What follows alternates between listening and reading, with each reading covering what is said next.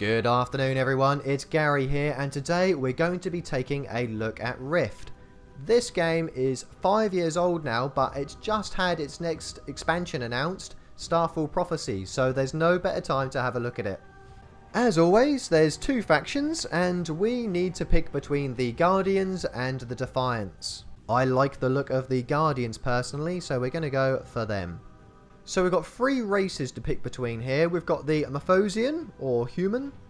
We've got the High Elves, and we've got the Dwarfs. Now, I'm quite liking the look of the High Elf personally. Straight away I can see that there does appear to be quite a lot of variety in the class I can play. Not only that, but pretty much all of them can do all roles within the game. I can play as a mage tank, I can play as a healing warrior.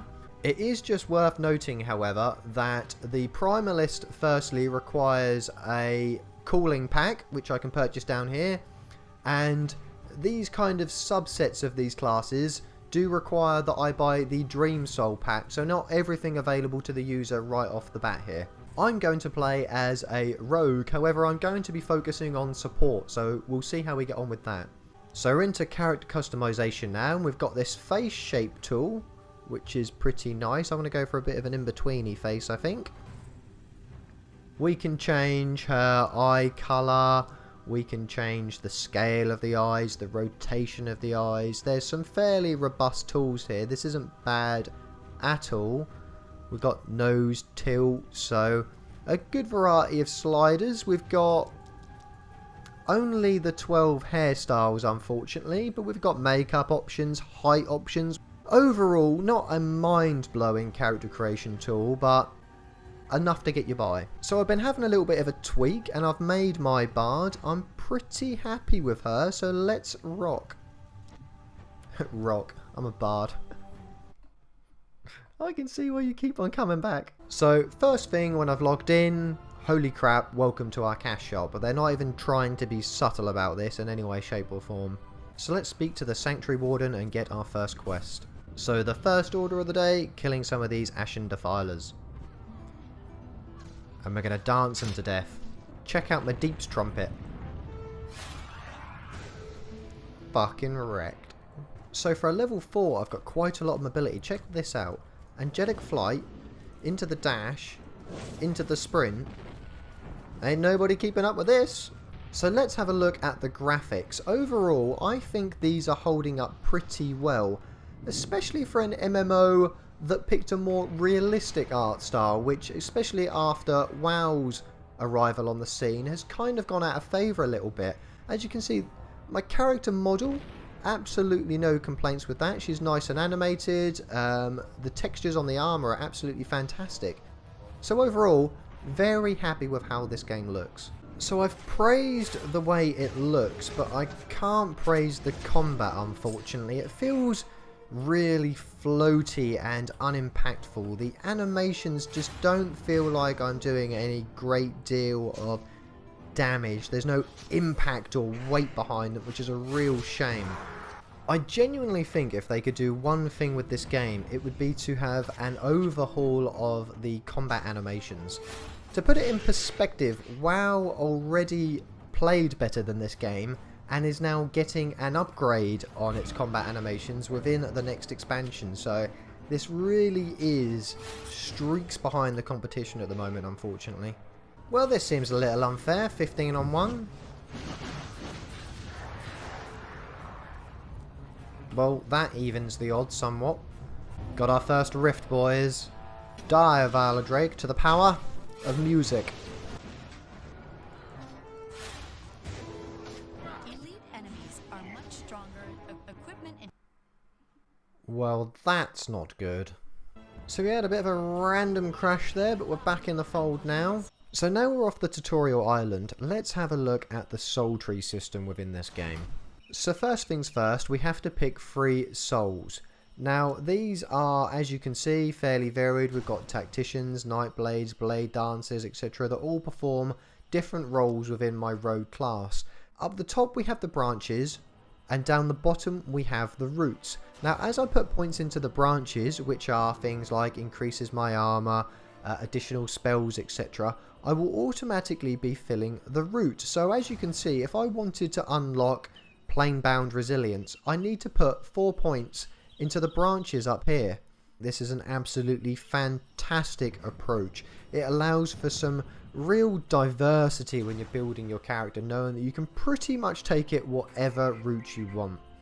So I got to inspire these guys, and apparently you inspire people these days by shooting a laser at them. So this game is such a WoW clone, it's unbelievable. Even the way that after doing a jump, my character can occasionally barrel roll. It's almost like they went, well, the elves in WoW do something sporadically when they jump, how about our elves do the same thing?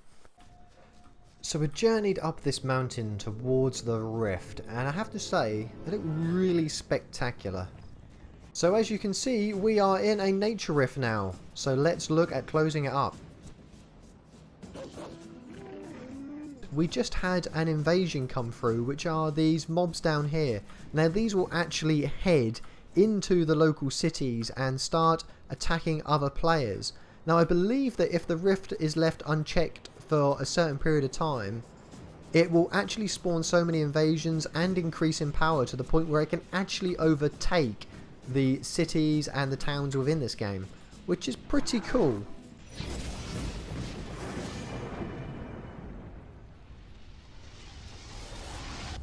This game is chucking me into the cash shop at every available opportunity at the moment. So one thing I've noticed so far is you don't appear to take falling damage. Now I'm about to put that theory to the test. How stupid is that? Why would you not implement fall damage? So this guy has just invited me to his party randomly, and he's going to boost me apparently through the sidekick system. So we'll see how this goes. According to him, it's dank advanced boosting techniques. We'll see. I just told this guy that it works quite well because I'm doing this as part of a YouTube series, and he thinks that he's famous now. Little does he know that I have no viewers. So I'm just waiting on this guy to summon me in. What he's actually summoning me in for, I have no idea. So he's invited me into this presumably quite high level area where I just have to talk to these NPCs, and that will give me a ridiculous amount of experience, I think. Sweet! Instant level 15!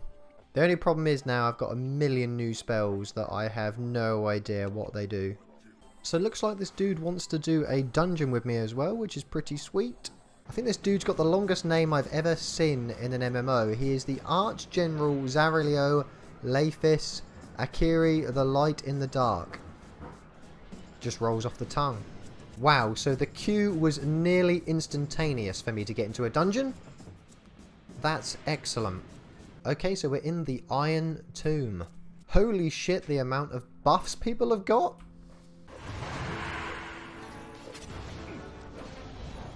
So we are absolutely shitting on this place, to be honest.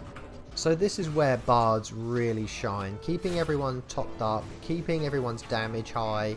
I really love that support is actually a recognised role within this game.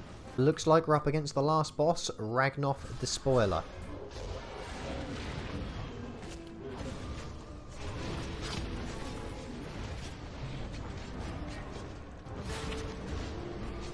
And I'm hoping there's several phases to this guy.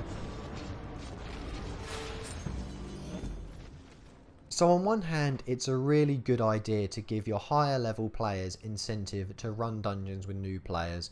Without a system like that, I'd have probably been waiting days for a queue. However, you've got to scale the players down to a level where the dungeon still feels challenging.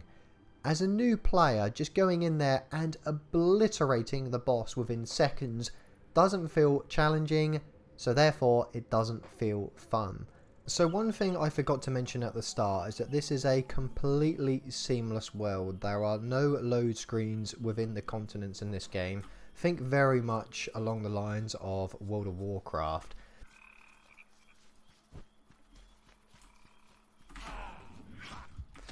Shit the... bed. Okay, so I died on purpose there, just to show you that soul walks are limited. I need to wait another 50 minutes if I want the convenience of practically rezzing on my body. However, if I'm prepared to purchase one, which I will do for the sake of this video, for 45 gems, then, ooh, I have my convenient little res back. We're coming to the end of our time within Rift, and overall, it's a good game. The graphics hold up well when you consider that this is a seamless world. The class diversity is absolutely fantastic. You can play everything from a healing rogue to a tanking mage, which is a definite big tick in my book.